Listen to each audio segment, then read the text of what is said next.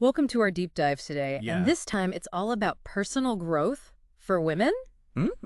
And wow, you guys have given us a really interesting mix of sources for this one. Oh, yeah. We've got Pinterest boards just like overflowing with motivational quotes and advice. Mm-hmm. We've got blog posts with some really expert advice. Right. We even have a Reddit thread where women are talking about their experiences with personal growth. Yeah, I saw that thread. Yeah. It's a very active one. It is. And then to top it all off, we have this YouTube video that connects personal growth to preventing Alzheimer's. Oh, wow. Yeah, Put I was together. not expecting that, but I thought it was super fascinating. Yeah, no, that's really interesting. So, It's a great collection of sources. yeah. I think it highlights all the different facets of personal growth. We've got practical tips, inspiring stories, Yeah. thought-provoking discussions, and even some really unexpected scientific insights. Yeah, exactly. There's a lot to get into. So our mission today is to sift through all of this stuff, Okay. find those golden nuggets, and figure out what it all means for you, the listener. Yeah, Where are the common threads? right. What are the most useful takeaways you can actually apply to your own life?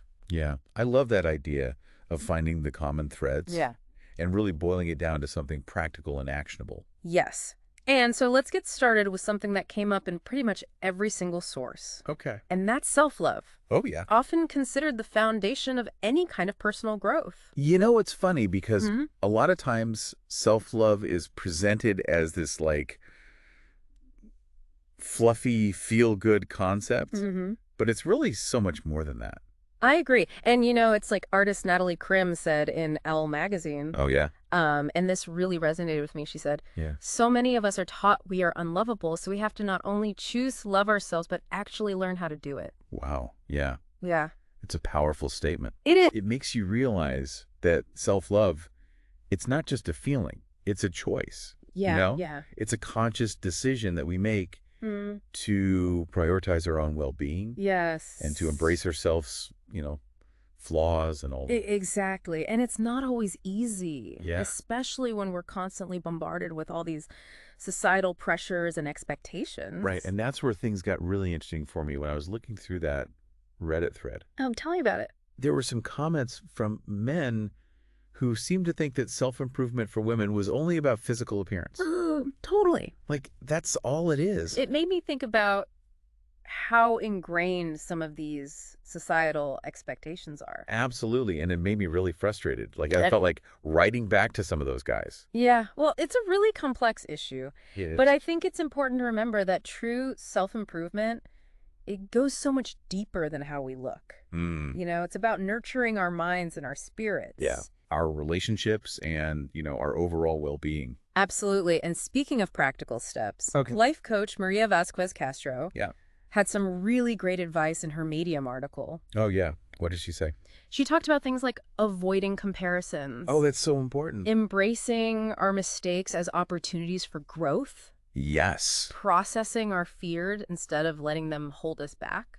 I love that. Yeah, so good. Those are really important points. Yeah. It's so easy to compare yourself to other people Oh my gosh, especially in the age of social media. all the time. Yeah. But, like Castro said, Yeah, everyone's journey is unique. right. And focusing on your own growth is so much more empowering than trying to keep up with somebody else's highlight reel. Totally. And I love how she emphasized putting ourselves first. Yes. As women, we're often conditioned to prioritize everyone else's needs above our own. Right. And I think that leads to burnout and resentment. All the time. Yeah, It's about recognizing that self-care isn't selfish.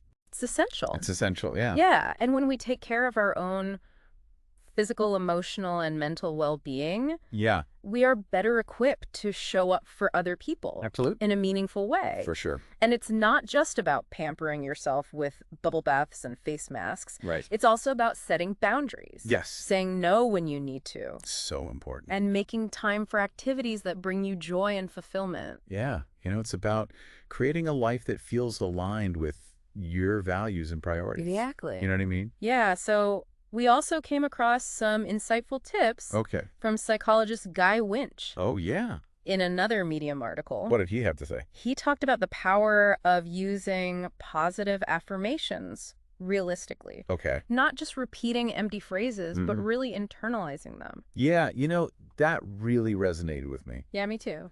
I think sometimes we use affirmations without actually believing them, but Winch emphasized that it's about identifying your strengths and really building on those strengths, which can make those affirmations feel so much more genuine. Yeah, they're more powerful when they're true for you. Totally. Yeah. And he also had some great advice about learning to accept compliments gracefully. Oh, yeah. That's a hard one. So many women tend to just deflect compliments or downplay them. All the time. Yeah. But Winch encourages us to just say thank you. Right. And let that positive feedback sink in. I love that. It's about recognizing our worth and allowing ourselves to receive praise without minimizing our accomplishments, which I think is a big shift in mindset for a lot of women. That is a huge shift. Yeah. Now, moving beyond self-love, Castro's Medium article outlines 14 practical tips for personal growth. Oh, wow. We don't have time to go through every single one of them. Okay. But there are a few that I think are super important. Okay. Especially for someone who identifies as a learner. Ooh. Yeah. I love this. You know, someone who really thrives on gaining new knowledge and new skills. Tell me more. Okay, so Castro talks about the importance of lifelong learning. Okay. Embracing imperfections as part of the journey and empowering other women. Love it. All of these themes are things that I think really align with that learner persona. You know, that desire for continuous growth and development. And speaking of empowering other women, that's a thread that kind of weaves its way through all these different sources. It does. Castro talked about building a supportive sisterhood. And we even see this on those Pinterest boards. Right. With quotes about women supporting women.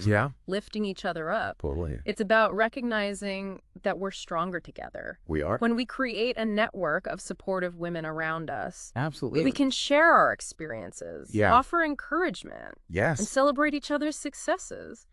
And, you know, it's like Isabel Allende said. Ooh, what did she say? I can promise you that women working together, linked, informed, and educated, can bring peace and prosperity to this forsaken planet. Wow. Right. It's a powerful vision. It is. And it speaks to the power of women supporting each other. Absolutely. Okay, so here's where things took a completely unexpected turn for me. Okay. We found this YouTube video that explores the connection between personal growth and preventing Alzheimer's. Wow.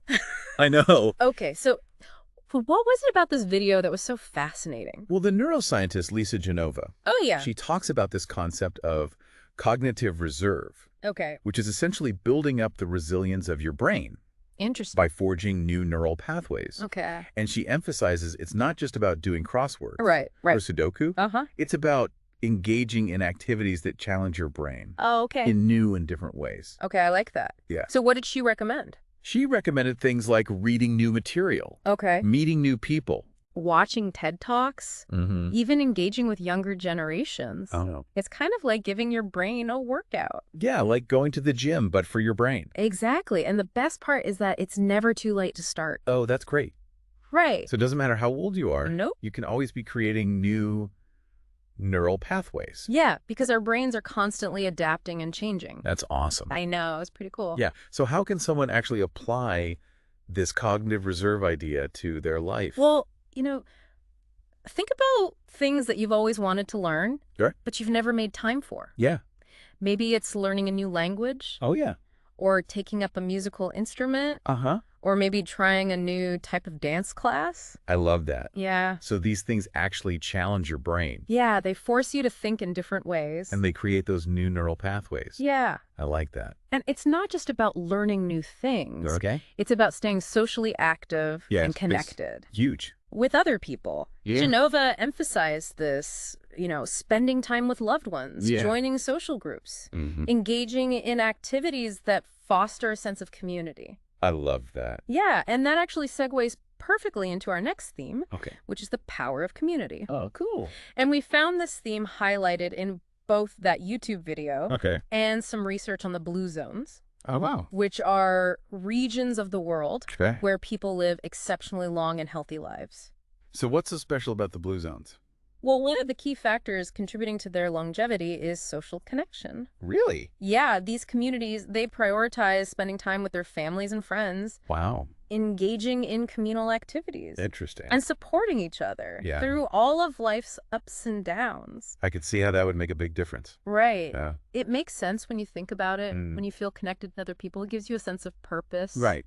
belonging. Exactly. And support. Yeah. Which I think has a really profound impact Yeah. on our well-being, both mental and physical. And it's not just about having a lot of friends. No. It's about the quality of those connections. Mm-hmm. You know, it's about having meaningful connections with people who genuinely care about you. Exactly. And that you can rely on. Yeah. So how can someone who maybe isn't naturally outgoing or who lives in a place where community isn't as strong, how can they start to cultivate those meaningful connections? Yeah, that's a really good question. The Blue Zone's research offered some practical tips. Okay, what are they?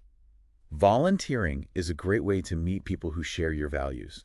Oh, that's a good idea. And, make a difference in your community. Yeah. I also read that walking a dog can be a great way to strike up conversations with people. Yeah. Even if it's not your own dog. Even if you borrow a dog. Yeah. That's great. Right. So it's really about finding those activities. Yeah. That get you out into the world. Right. Interacting with others in a positive and meaningful way. Yeah. And sometimes it's as simple as being proactive. Yeah. And reaching out to people. Yeah. Invite a neighbor over for coffee. Oh, yes. Join a book club. Join a fitness class. Sign up for a group fitness class. Yeah. It's all about taking those small steps. Yes. Putting yourself out there. Yep. And being open to new connections. And I love that. So we've covered a lot of ground already. We have. So what's the main message we want to leave our listener with? I think it's recognizing that personal growth is a multifaceted journey. Yeah. It's not just about self-love or confidence or learning new things. Right. It's about weaving all of those elements together. Right. To create a life that feels authentic and fulfilling and meaningful. Yeah. And it's about being kind to ourselves along the way. Oh, yeah. Recognizing that personal growth is not about perfection. It's about progress. Exactly. It's about celebrating our wins, learning from our mistakes. Yes. And embracing the journey, even when it gets messy. It will get messy. It will. It's about embracing the messy, beautiful, and ever-evolving process of becoming the best versions of ourselves. Absolutely. It really is a beautiful and ongoing process, right? As I was looking at all these different sources, it really hit me that a lot of personal growth is about reclaiming your own narrative. Oh, tell me more about that. Well, think about it. Okay. For so long, women have been told who they should be, how they should look, what roles they should play. Right. And these messages, they're subtle.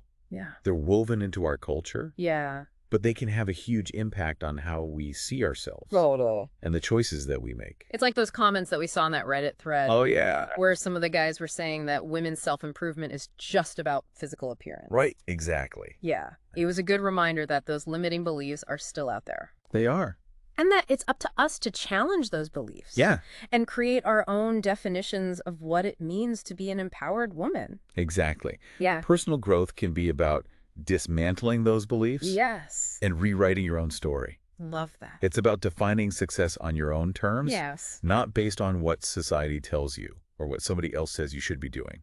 I love that. And sometimes I think it means letting go of those old stories. Oh, yeah. That no longer serve us. Totally. Like maybe it's a story about not being good enough. Yeah. Not being smart enough. Not being worthy enough. Right. Or a story about having to sacrifice our own needs and desires to please other people. Yeah. Those stories can really hold us back. They do. From reaching our full potential. Yes. And when we start to question those stories and rewrite them with a more empowering narrative, I think that's when we can open ourselves up to a deeper sense of self-acceptance. New possibilities. Totally. And I think that ties into the whole glow-up concept. Oh, yeah? That we saw on those Pinterest boards. Right. It's not just about external transformations. It's about that inner shift. That inner glow. Yeah. Yeah. It's about cultivating that inner confidence and self-assuredness. Yes. That just radiates outward. Yes. And that's not something that happens overnight.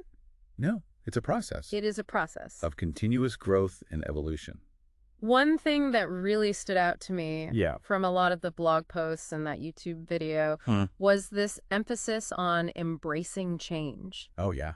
It just seems like in today's world, things are constantly changing so fast. All the time. And being able to adapt is so crucial. It's essential for personal growth. Yeah, when we resist change, we're clinging to these old patterns and habits. Right. And we limit our potential for growth. Totally. But when we embrace change as an opportunity to learn and expand, we open ourselves up to all these new possibilities and new experiences. And sometimes those changes can feel really small and insignificant. Like maybe you finally learned how to use online banking, Right. or you tried a new recipe. It could be anything. Yeah, but even those small changes can build our confidence and expand our horizons. Yeah, it's about proving to ourselves that we're capable of so much more than we think.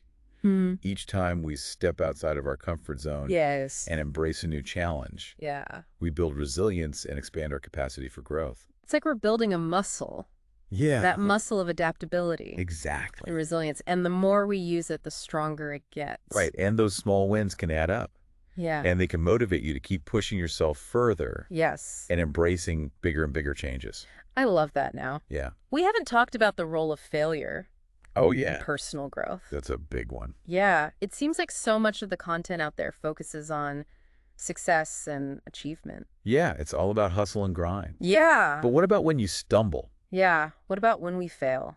What about those times when you don't succeed? Because it's going to happen. It is. It's an inevitable part of life, Mm-hmm. and it's especially common when you're stretching yourself and trying new things. Yeah.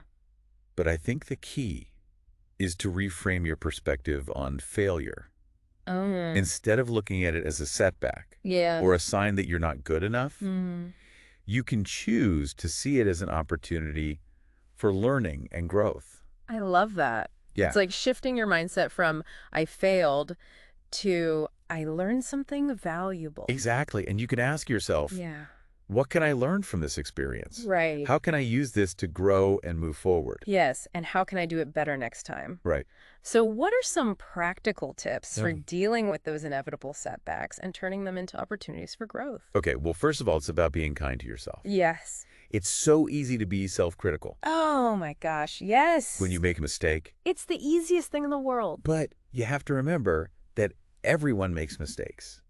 Everyone. It's part of being human.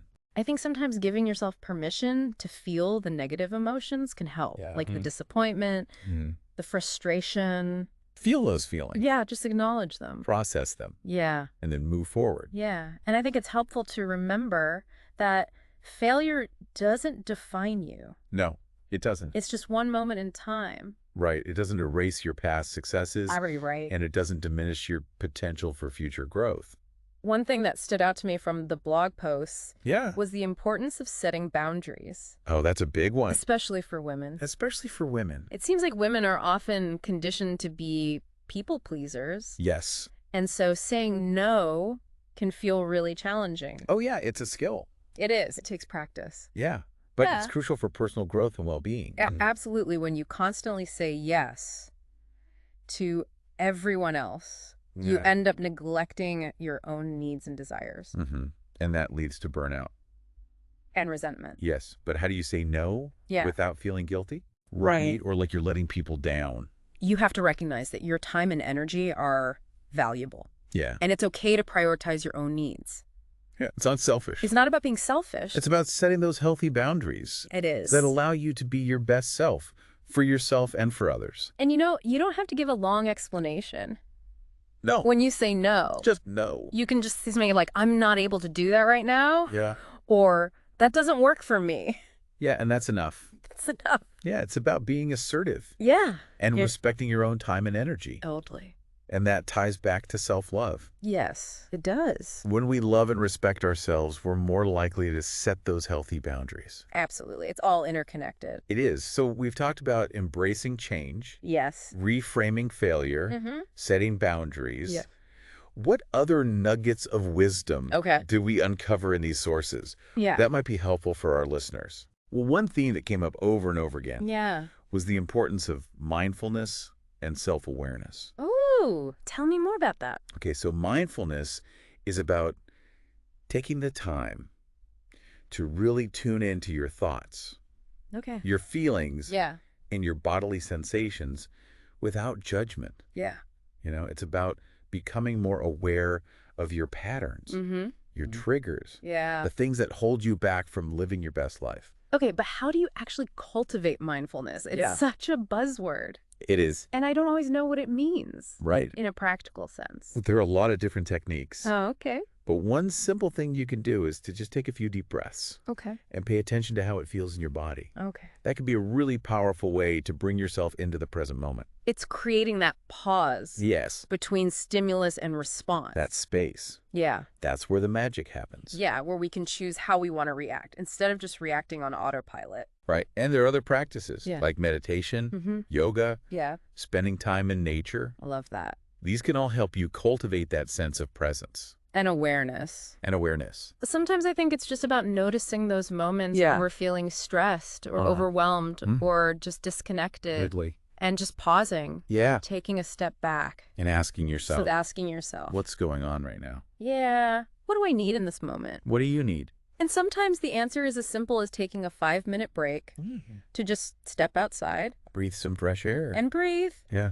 Or listen to some calming music. Listen to your favorite song. It's recognizing that we don't have to power through every moment of stress or discomfort. We don't. We can give ourselves permission to pause. Pause. Recharge. And reconnect with ourselves. Yeah. And sometimes that pause is all you need. Yeah. To shift your perspective. And approach the situation with more clarity and intention. So as we wrap up this second part of our deep dive, what's the one key takeaway you'd like to leave with our listener? I think it's about remembering that personal growth is an ongoing journey. It's not a destination. It's not about checking things off a list. It's not about that. Yeah. There are going to be ups and downs. Of course. Moments of triumph, moments of challenge. Total. But it's in those moments of challenge that we have the biggest opportunities for growth and transformation. It's about embracing the messy, Yeah. beautiful, and ever-evolving journey of becoming the best versions of ourselves. That's it. You know, as we've been talking about all these different aspects of personal growth, Yeah. one thing that keeps coming back to me is this idea of balance. Oh, yeah. It's like we're trying to find that sweet spot between pushing ourselves and being kind to ourselves Right. when we inevitably stumble. That's a great point. Yeah. Personal growth isn't about being perfect. Yeah. It's about finding that balance. Yeah. Between challenge and support. Yes. Effort and grace. And recognizing that we're all works in progress. Yes, we are. You know, and it's okay to make mistakes. It is. It's okay to have bad days. Everyone has bad days. And it's okay to not have all the answers. We don't have to have it all figured out. Yeah, and I think that ties back into the importance of self-compassion. Absolutely. Which we talked about a little bit earlier. It's about treating ourselves with the same kindness and understanding that we would offer to a good friend. You know, it's about recognizing that we're all human. Yeah, we all deserve compassion. Yeah, especially when we're struggling. Especially when you're feeling down on yourself. Yeah, or feeling inadequate. Yeah. So how can we actually cultivate more self-compassion in our lives? Okay, well, I think one thing that can be really helpful is to start noticing your inner critic. That voice in your head that tends to judge and criticize you. Oh, yeah, I know that voice well. We all do. Yeah. And often we're so used to that voice that we don't even realize how harsh it can be. It's like background noise. Exactly. Yeah. But when you start to pay attention to that voice, you can start to challenge its negativity. Okay. And replace it with more compassionate and supportive self-talk. So instead of saying, I'm such a failure, we could say... You could say, I made a mistake, but that doesn't mean I'm a failure. Yes. Or, you know, I'm still learning and growing, and that's okay. I love that. It's about shifting that inner dialogue from judgment to understanding, from criticism to encouragement. And it takes practice. It does. But the more we do it, the more natural it becomes. Absolutely. And it's important to remember that self-compassion isn't about letting ourselves off the hook or making excuses for our behavior. Right. It's about holding ourselves accountable while also recognizing that we are worthy of love and forgiveness. It's about finding that balance between accountability and grace. Love it. Okay, so we've talked about self-love. We've talked about community, embracing change, reframing failure, setting boundaries, mindfulness, self-compassion. Wow. That's a lot. That's a lot to unpack. It is, but I think it really highlights how multifaceted personal growth really is. It is. It's not a one-size-fits-all approach. No, it's not a checklist. It's about finding what works for you. Yeah. What resonates with your values. What helps you become the best version of yourself. Yes. And as we wrap up this deep dive, I want to leave you with this thought. Okay. What's one small step you can take today to invest in your own growth? I love that. Yeah. What will your future self thank you for? Maybe it's finally signing up for that online course. Yes. Maybe it's scheduling that therapy appointment. Mm-hmm. Or maybe it's just carving out some time for yourself to relax and recharge. Yes, it doesn't have to be anything big or dramatic. Just one small step in the right direction. And remember, the journey of 1,000 miles begins with a single step. I love that. And as you embark on this incredible journey, remember this. Okay. You are capable of amazing things. You are. You are strong. You are resilient. And you are worthy of all the joy, love, and abundance that life has to offer. Absolutely. So go out there and make it happen. We're cheering you on. We are. Until next time, keep exploring, keep growing, and keep shining your bright light on the world. See you next time.